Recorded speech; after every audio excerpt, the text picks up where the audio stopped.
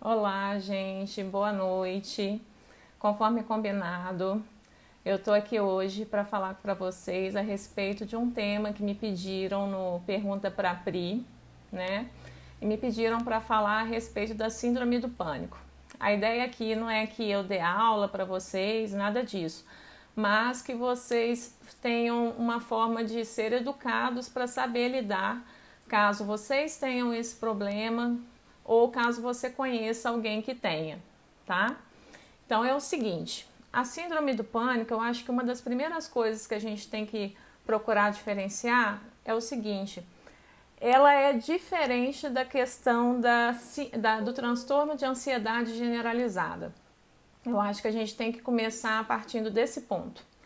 Por exemplo, a ansiedade generalizada é uma coisa que você percebe no seu dia a dia, é uma coisa que está sempre constante. Por exemplo, eu vou te falar de alguns exemplos assim de ansiedade generalizada para você entender.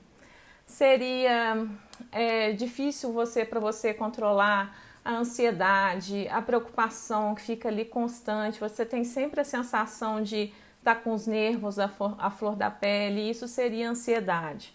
Por exemplo, você geralmente fica muito irritado, cansado, sabe? É uma fadiga constante. Você tem uma dificuldade muito grande de se concentrar, sabe? Aquela irritabilidade, um pavio curto, uma tensão muscular, insônia. São coisas que acontecem quando você tem o transtorno de ansiedade generalizada. E para você ter esse diagnóstico, é muito importante que você tenha a presença desses sintomas ansiosos de maneira constante, tá? E que sejam de forma excessiva mesmo, atrapalhando o seu dia a dia. E assim, isso para você verificar isso no seu dia a dia, é importante que você perceba se isso está acontecendo mais ou menos há uns 6 meses, de acordo com o diagnóstico, né, de estatístico de transtornos mentais, que seria o DSM, né?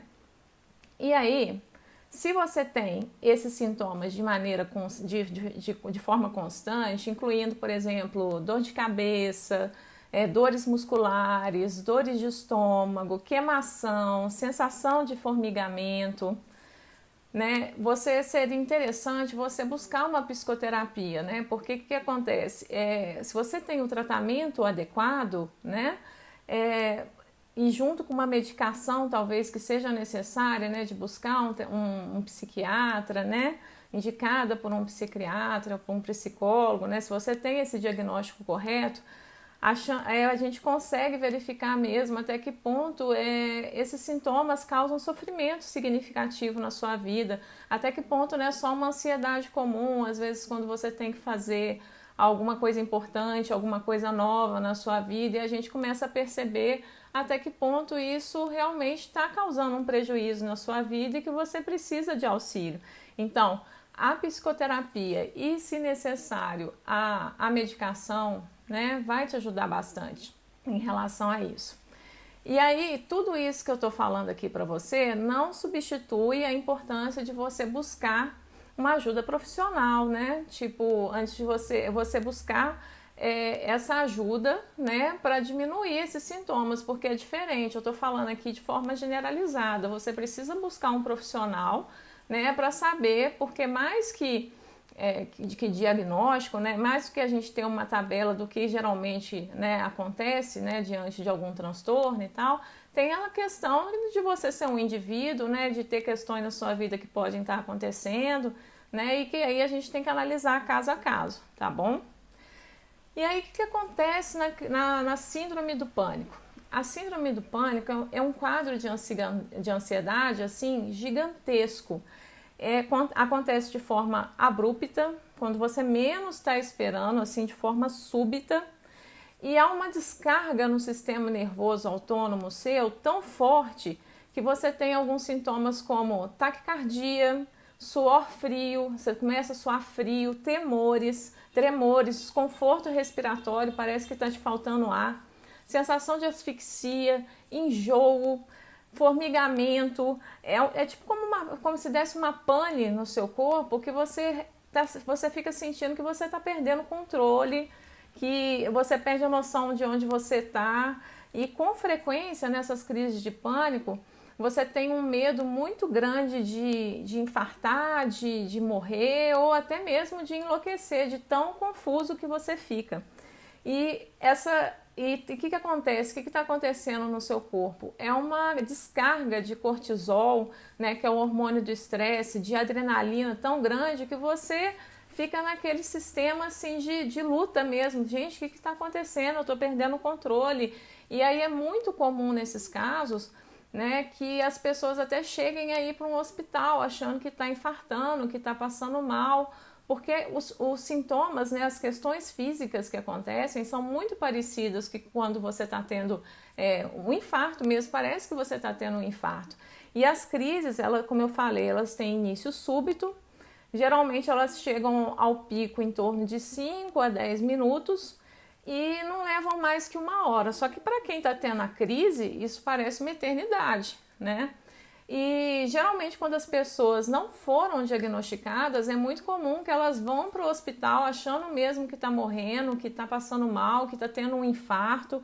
É uma sensação física, é uma angústia assim gigantesca, né? E não é nada de errado em fazer isso, porque você tem que descartar essas questões também de realmente você pode estar tendo um infarto, né? Então você tem que ir mesmo no hospital, você tem que ir lá ver. Eu tive um caso recente de uma pessoa muito querida que, quando me falou o que estava acontecendo, eu fiquei achando, ó, tá parecendo uma crise de pânico, né? Alguma coisa assim. Só que aí a gente foi ver, a pessoa realmente estava com problema do coração, de tão assim, parecido que são os sintomas, sabe? E aí, o que acontece? Você foi lá no hospital, fez todos os check-ups, fez tudo, não deu nada de coração, você tá bem, você tá tranquilo, tá uma maravilha. E aí, o que agora a gente tem que olhar? É justamente a questão da crise de pânico, no sentido assim, como é que está a sua vida? Né? Será que você está estressado no seu trabalho? Será que você está passando por um momento muito difícil na sua vida, uma angústia muito grande?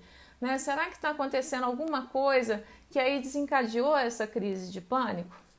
Né? Porque se não tem nada de saúde relacionado a isso, né? Se você fez todos os check-ups e está tudo ok, a gente tem que começar a pensar desse ponto de partida. E eu não sei se você sabe, uma curiosidade que tem também é a questão do pânico, né? O pânico, ele vem da mitologia, né? Que é o do deus Pan, né? O deus Pan era filho de deuses e ele era metade humano e metade cabra. E aí o que ele fazia? Ele morava na floresta e por conta da sua aparência, ele se escondia lá e para se defender quando alguém aparecia ou quando alguém aproximava dele ou até para atacar ele assustava. Ele usava do medo, então por isso que é o pânico e por isso que foi usado com essa nomenclatura, com base nessa questão da mitologia, né?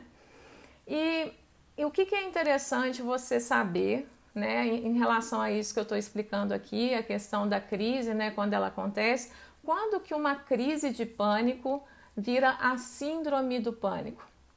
A crise, para você considerar ela ter se tornado um transtorno, ter se tornado a síndrome do pânico, os ataques devem acontecer de forma repetitiva, inesperada, por um período assim de 1 mês, com os seguintes critérios: preocupação persistente de ter novos ataques, ou seja, você fica naquela ansiedade, naquela angústia de ter uma nova crise.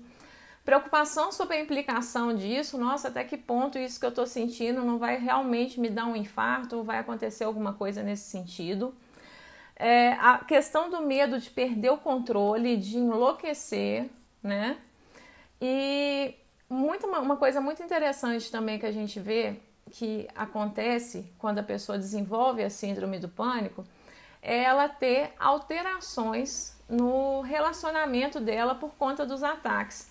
Porque o que acontece? Ela fica com medo de passar mal a qualquer momento. Então pode ser que ela comece a ficar com medo de sair de casa, com medo de se relacionar, né? Então é normal que a pessoa tenha mudanças significativas no comportamento dela.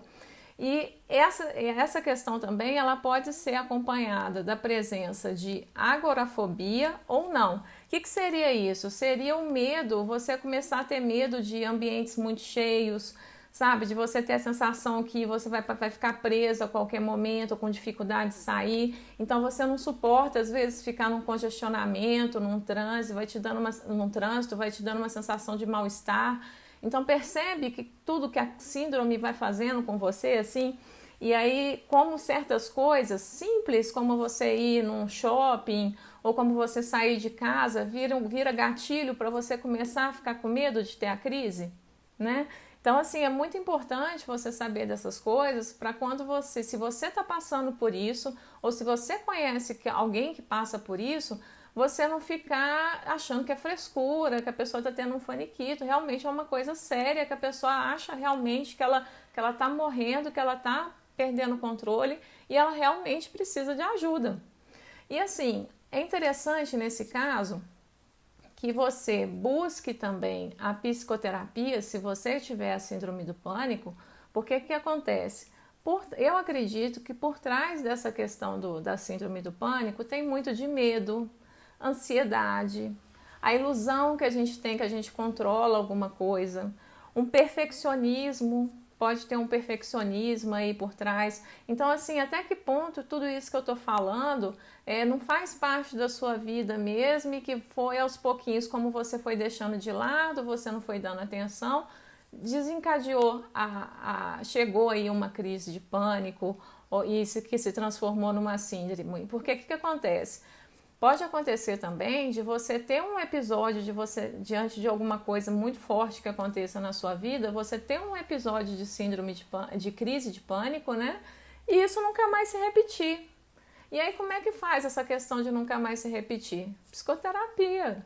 Você está vendo que você não está bem, que você, né, não tem nada, né? Você foi no médico, fez 1000 check-ups, e aí você teve uma crise dessa, opa, alerta vermelho. Então, assim, às vezes o nosso problema é a gente não perceber esses pequenos sinais e a gente vai deixando de lado, vai ignorando, e aí uma coisa que você poderia resolver simplesmente com a psicoterapia se transforma na síndrome do pânico. E é muito importante, gente, se você tem a síndrome do pânico ou conhece alguém que está com esses sintomas que eu relatei aqui, que ela busque também a medicação com o psiquiatra. É um trabalho junto do psiquiatra com a psicologia, no sentido também, por exemplo, de você começar a aprender estratégias, sabe, para você lidar com isso na hora que acontecer a crise, de uma forma que você consiga ter uma vida normal, que isso não te impeça de fazer nada e que você comece a aprender como é que faz para lidar com isso, como é que faz para lidar com a sua ansiedade, né? Como é que você faz para lidar com esses momentos de pânico, né? Com essas crises que você tem. Porque o que acontece? A psicoterapia não é só para você, por exemplo, você está tomando a medicação, né? Porque tem toda a questão hormonal dos neurotransmissores que ficam totalmente, né, desorientados, que eu falei, lembra que eu expliquei da descarga, né, que dá no corpo, né? Então tem uma disfunção ali dos neurotransmissores e provavelmente até para você conseguir lidar com a crise de pânico, você vai precisar da medicação. Mas é muito importante que você saiba também que você precisa procurar um psiquiatra para ele olhar junto com o psicólogo o que é melhor para você. Porque sabe o que acontece? Às vezes o erro das pessoas é de achar que às vezes o clínico geral lá ele vai saber dar a medicação certinha, às vezes uma coisa que poderia ser muito mais tranquila, né, de estar alinhado justamente para ir vendo até qual dosagem que funciona para você, você conversando no psicólogo, eu estou ficando assim, dos dois trabalharem juntos, e aí isso ser resolvido de uma forma fácil. Mas se você não tem essa questão de buscar a ajuda correta, que é buscar a questão da medicação psiquiátrica e fazer a sua psicoterapia, aí uma coisa que era muito fácil de resolver vira um problema, né? E por que uma pessoa pode ter a crise assim, né? Às vezes não tem nenhum motivo, né? Às vezes acontece isso e justamente essa questão dos neurotransmissores. E essa questão de você aprender as técnicas para saber lidar melhor, sabe, com a crise quando ela acontece, pode ajudar muito. Por exemplo, uma coisa que a gente sabe que ajuda bastante nesses casos é você aprender técnicas de respiração, né? Então, na hora que começar a vir a crise, né, ou você perceber que está chegando a crise, primeiro, uma coisa muito legal também de você fazer é de você tentar não evitar a crise. Porque às vezes um erro muito grande é você começar a perceber as angústias. Porque que acontece? A partir do momento que você começa a ter as crises, você, né, já fica sabendo, olha, eu estou a ponto, né, de estou preparado, estou sentindo que eu vou ter. Então você já consegue sentir os sintomas no seu corpo, né, a sudorese, a taquicardia, né, a dor no estômago, né, você começa a sentir o mal-estar, né, a aflição que vai dando aquela angústia. Então, assim, a questão é você também não evitar que ela venha, deixa ela vir. E aí ela vindo, porque às vezes você tentar evitar isso, aí que vem mesmo e com força total é pior. Então aí se você estiver fazendo uma terapia, se você estiver fazendo o uso da medicação correta, o que isso vai acontecer? Na hora que você perceber que vai ter a crise, você vai se acalmar, você vai lembrar das técnicas que você está aprendendo, né, você vai respirar, você vai procurar um lugar seguro para você ficar. Se você está na rua, procurar qualquer lugar e aí você vai ver qual a posição que você fica melhor. Se às vezes você vai ter que agachar naquela posição fetal, ou se você às vezes vai precisar mesmo até procurar um lugar para você deitar no chão, não sei. Mas você vai aprender as formas que você pode realmente acalmar, segurar isso, né? Então, assim, o que eu gostaria de deixar aqui hoje para você que tem essa questão na sua vida ou que conhece alguém que tenha, é que é muito importante você não achar, por exemplo, que a questão de eu estar falando isso aqui para você, ou de você jogar lá no Google e aí, olha, nossa, eu tenho esses sintomas, não abateu com tudo, isso não justifica, isso não substitui a necessidade que você tem de você buscar a ajuda, de buscar o tratamento adequado. Né? Porque às vezes o nosso erro é esse, a gente fica adiando, e como eu falei antes, uma coisa que era muito simples, né, vira um problema. Vira um problema. Por quê? Porque você deixou passar, você foi enrolando, né, com a barriga, aí você se automedicou, aí você ignorou aquilo, porque o nosso corpo ele conversa com a gente o tempo todo, né? Então, observa isso, porque você vê, o fundo da síndrome do pânico tem muito desse medo, dessa ansiedade que você não vai olhando e vai deixando tomar conta.